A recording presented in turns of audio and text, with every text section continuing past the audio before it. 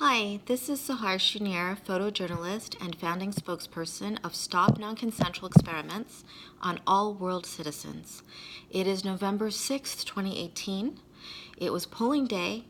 I had been really looking forward to being able to vote months beforehand, but I was not able, literally not able, unfortunately, and I'm going to explain why. I am an international scholar. I was born in Canada. I've lived in the States legally as a permanent resident since the 1980s. I've never committed any crimes. I've won several awards for my volunteer community service, and I've always worked very hard and studied very hard, and basically everybody who actually knows me, as opposed to potentially minions who have been assigned online to manufacture insults against me, says that I'm a nice person. Even exes, etc., they're always like, oh, you're the nicest person I ever dated. So in any event, both personally and professionally, I've had my life completely sabotaged. And it actually has been lifelong because unfortunately the people believed but not known to be my parents have been involved in helping to make me as easy prey as possible for an international, highly organized human enslavement and trafficking network. They are in the habit of compromising everyone they can in order to puppet us, including the most powerfully placed people, including politicians. However, that would not have discouraged me from voting. I would have voted all the more reason I would have had to vote. But some of the tactics they have employed have included literally assaults, not just harassment, to prevent me from being able to settle in long-term housing. I have primarily tried to do that in New York City, which I love the best. I graduated from NYU, and I have the fondest memories of the place and the people in general, although there were some occasions where some of the people were participating in the organized predatory activities designed to make me as easy prey as possible for the organized predators. They do so many things that a lot of people have a hard time explaining what those things have in common. And after years of investigation and experience and research and talking with other people included in the research and all and investigation, I realized that basically every single thing they do, whether it's to sleep deprive the person they're targeting or to go around slandering the person they're targeting, it's all designed to make us easier prey. So currently I'm staying in short-term housing, Airbnbs. All of my hosts have left me top rating reviews, excellent reviews and everything. I've never caused any problems where I've stayed. And unfortunately, I've just not been allowed to settle into long-term housing. On the extreme, some of the things that have happened is I've literally had a neighbor whose name I did not even know. It was an elderly person. This network is primarily used basically people that are barely out of their teens, so I still consider them like juvenile delinquents, but they might be in their 20s. And then on the other end of the age range, they use elderly people that I suppose might probably be financially vulnerable and also maybe more manipulable otherwise if they're lonely and people take the time to talk with them and they tell them, oh, X and Y bad things about that person over there. So there was an elderly woman who came and was spraying under my door, and it really hurt my lungs, and I had to call 911. And she told them that a pair of people, I believe they were both male, but I don't remember that part clearly right now to tell you, but I noticed that the organized predators typically travel in pairs and in packs. And so it was a pair, and they said they were from the FBI, and they said that I had been sent there to spy on her, so she had to do that to drive me out of the apartment. So I don't even know to this day. It was a can of Easy Off that she emptied under the door to my apartment. It was just a small efficiency. I don't know to this day, how much damage internally that might have done that might have lasting effects. I've been neurologically battered everywhere, including at hotels and short-term rentals, Airbnbs, not just the longer-term housing. One place where that was really obvious, they had somebody immediately adjacent to me pretending that the wall was like part of his drum set. So he'd go like drum, drum, drum, bang, bang, and bang on his cymbals and bang on his drums and bang on the wall and bang on his cymbals and bang on his drums and bang on the wall like that at all hours of the morning and night. And I was in graduate school trying to study or sleep so I could wake up and study some more. And there was at the same apartment a young woman, but she was an adult, and she was in the apartment directly above. And there was no carpeting, and she would tap, tap, tap, tap, tap, tap, tap, literally with tap shoes on the hardwood floor. And she said she had to practice her tap dancing in the apartment. She just had to. So I knew these were beyond, my parents would say, oh, well, you're trying to live in New York City. It's notoriously loud. But I knew that these were really above and beyond that. And these were people whose names I did not know. I had not been making noise or otherwise causing anybody any problems or anything. So there was no reason that I provided them to have incentive to be doing things so cruel and to drive me out, make it impossible for me to study and to sleep and to even just live there. So they had some external motivation that was being provided to them. So I did not really understand that until it became such a long-standing pattern, and now it's very clear. And I have a lot of evidence up, and I've tried to get that evidence taken seriously. Oh, I almost forgot to mention that in one place, I nearly was killed. As I was getting out of the shower, the water heater overhead exploded and literally came tumbling into the bathtub below that I had just been stepping out of. Just barely missed me. Now, mind you, I always used to feel like it was a near-death experience, but since I've come to learn more about this particular highly organized international network that includes pocketed police, unfortunately, and other government officials, they're referred to as La Hermandad in Mexico and the Brotherhood in the United Kingdom. And they have such tight surveillance and all on their targets that I strongly suspect now, given what their motives were at the time also, if their motive had been to kill me, I think they would have. So they're very specific and they're quite precise. And I believe that they were meaning to scare the living daylights out of me and to, again, drive me out of an apartment that I should have been able to settle into long term. So I think that was timed for exactly when they wanted it to explode is when it exploded. I was getting out of the shower. I had just barely cleared having that tumble down onto me to kill me, but I had cleared it. And I think they were fully aware of that. And so my evidence, to me, it's hard to pick out what the strongest files are. But other people have voted basically to let me know that they consider the strongest pieces of evidence as far as what should grab law enforcement's attention and other government officials' attention to be that I have recorded these organized predators planning to abduct me at gunpoint with someone from Guyana, which ties into the near assassination of the beautiful lady who is now U.S. Congresswoman Jackie Spear and my great-grandfather, Dr. Joseph P. Lachman Singh, who was Minister of Health and Housing in Guyana, that, from what I've been able to determine, must have been involved in arrangements for Jonestown. When she was Representative Leo Ryan, he was then U.S. Congressman Leo Ryan's aide, they went to Guyana with journalists accompanying them to investigate Americans' concerns for their loved ones about precisely the type of activities that still these same network of people are still doing today against me and others similarly situated, the brainwashing and the programming, and not for its own sake, but so then once you have the person brainwashed and programmed, to be able to get them to do things they would not normally do that no one should be forced to do, and for them to maximize their chance of getting away with it because they have these people under the coercive neuropsychological control, brainwashed and programmed.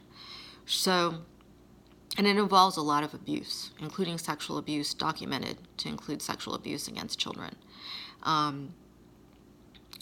So basically, their tactic for the brainwashing and the programming, one of their favorite tactics is the sexual assaults.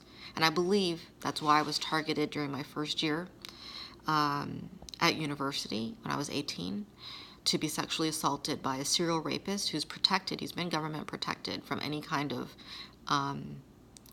investigation by any real law enforcement, except the on-campus police, who really only had the authority to investigate and push for his expulsion, which they did, and he was expelled. But that was that.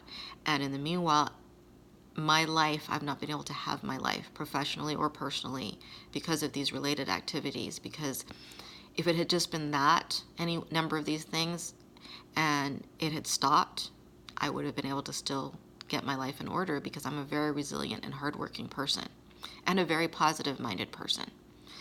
So I have forgiven many things, and I've overcome many things, and I've left many things behind me, at least I've tried to leave them behind me in the past.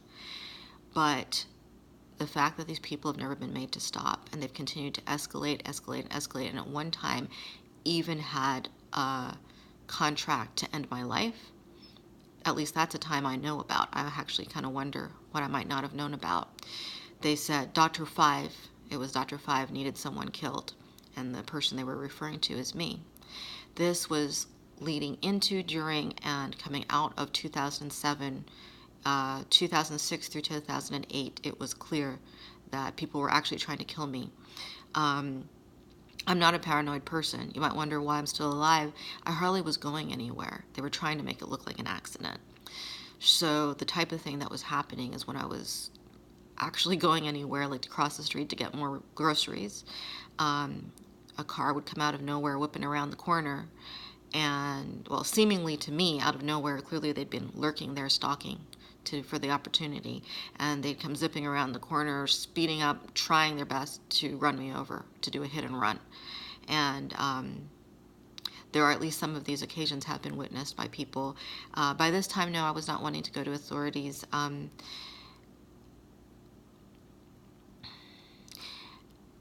I was hopeful when I got referred to the person who's supposed to be the lead investigator for human trafficking for the New York County District Attorney's Office, that I could trust to communicate with that person.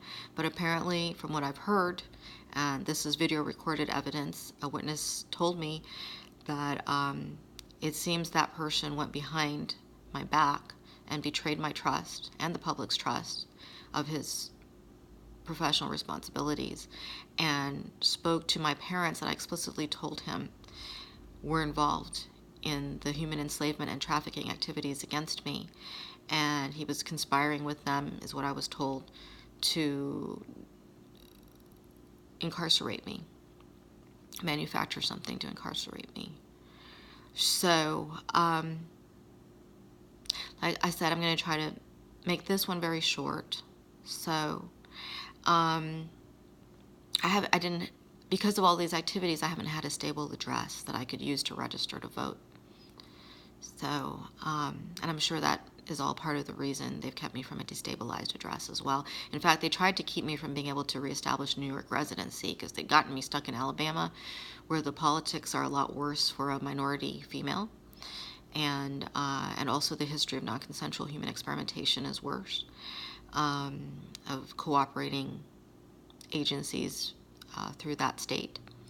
So, and there's a higher concentration of literally Nazi heritage scientists that were brought over under Project Paperclip that were settled to there in Huntsville, Alabama. That's the nearest major city to where I've been shepherded to have to be so much of the time, in Guntersville, Alabama. So I was, however, able to spend enough time in New York that I am now again a part-time New York resident, part-time Alabama resident. I'd like that to change to becoming a full-time New York resident, and to having a stable address so that I could register to vote. But this is the situation. And I think I was going to mention the two things that people have voted I should make sure to mention to government representatives very early on.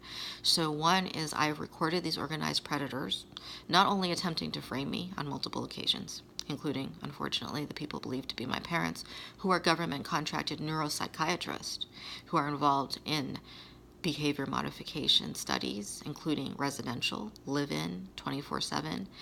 That is the category that MK Ultra falls under, the kind of activities they were apparently doing to people at Jonestown to train, brainwash and program and train assassins, etc. People that would be trained to kill on command and not necessarily even remember afterwards what they had done because of post-hypnotic suggestions. Drugs as well, etc. And trauma. Trauma causes amnesia barriers. So,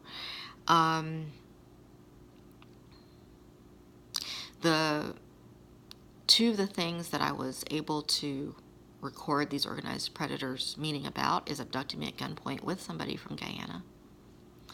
And I don't personally know people, from Guyana except the people believed to be my parents, and some relatives of theirs that came from Guyana, and not really that many. And the ones I'm thinking of are female, so that would have been still alive and all in that time frame and anywhere around. So they were referring to somebody I did not know, male from Guyana with a gun. And then also they sent a pair of men pretending to be from FedEx that were literally wearing FedEx jackets. I photographed them and I uploaded that also publicly. I shared that also with the government representatives, including that investigator at the New York County District Attorney's Office. But unfortunately, instead of bothering to do any investigation to help with, these are obviously public safety matters, not just individual safety matters. So to help with my safety and the public safety against this network, he was, for some reason, seeking to continue to help protect them and frame me and take away my freedoms to communicate and to even just be in society. So this is a very bad state of affairs. And right now, I hope I'm articulating well enough.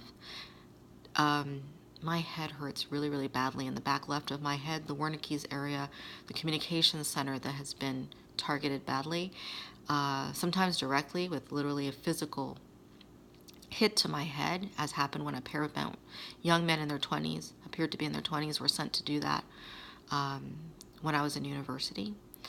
And it was after I'd already been subjected to the person that this network had assigned to rape me, and he had also been assigned to rape other female scholars similarly situated. He said his parents made him do it.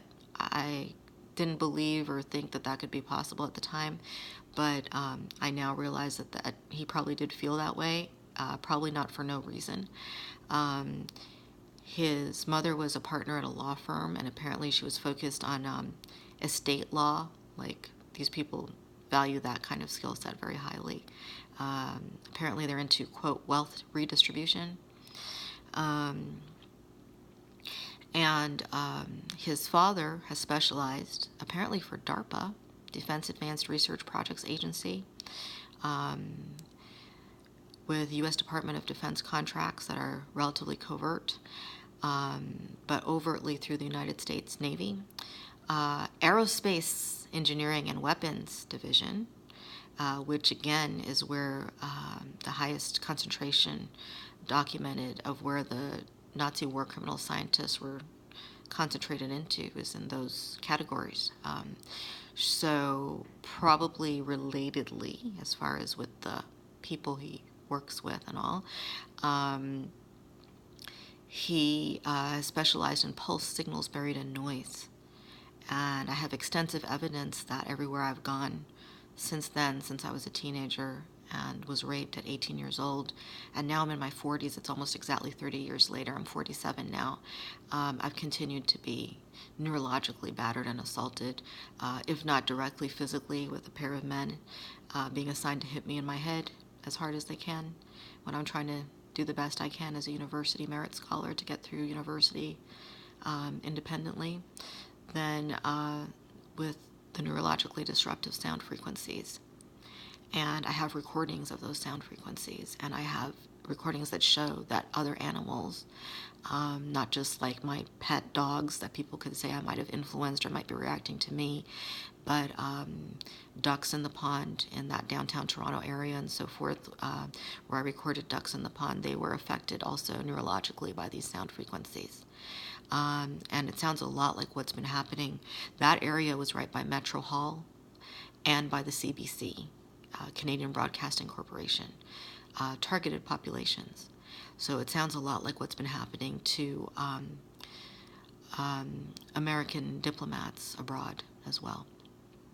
So these are very serious matters. They need to be looked into.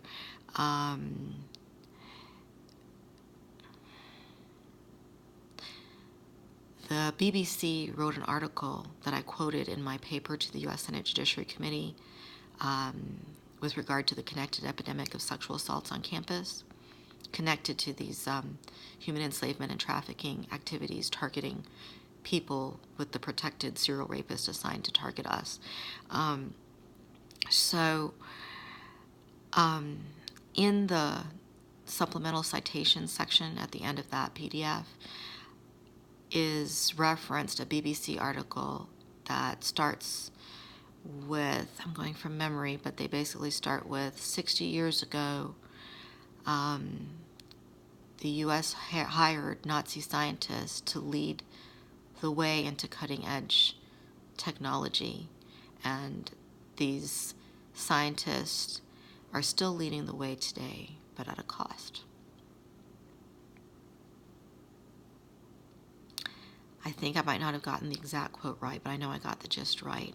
I'm going to put my references in some form, maybe the links at the least, if I have time, maybe even screenshots or so forth into this video. But I feel there's a certain significance, a certain sentimental significance of this day. So I'm going to do my best to get this video processed before it is the next day, at least in the Pacific Standard Time Zone. So by 3 o'clock where I am in the morning, Eastern Standard Time. So it would be before midnight on the West Coast. Okay, thank you and God bless you.